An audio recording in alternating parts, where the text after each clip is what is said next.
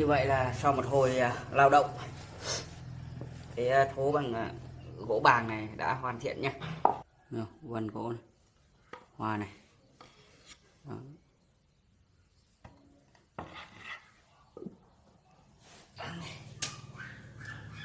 Còn 11 phân, 12 phân đường kính.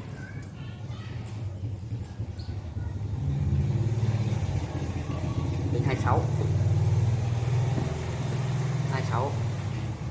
27.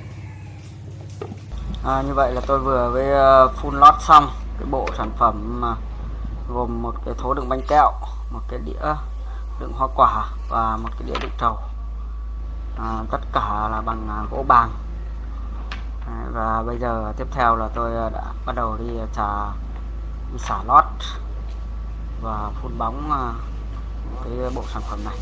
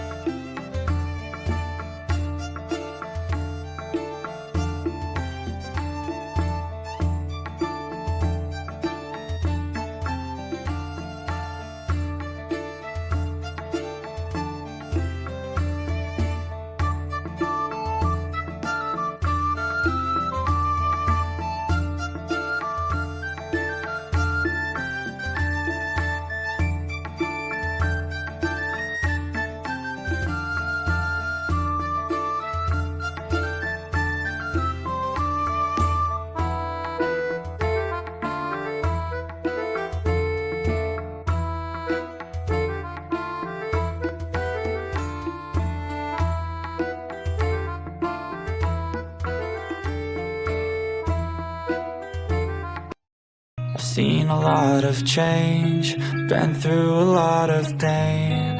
Some things are not the same as they were a year ago, but all will be okay. I move on each and every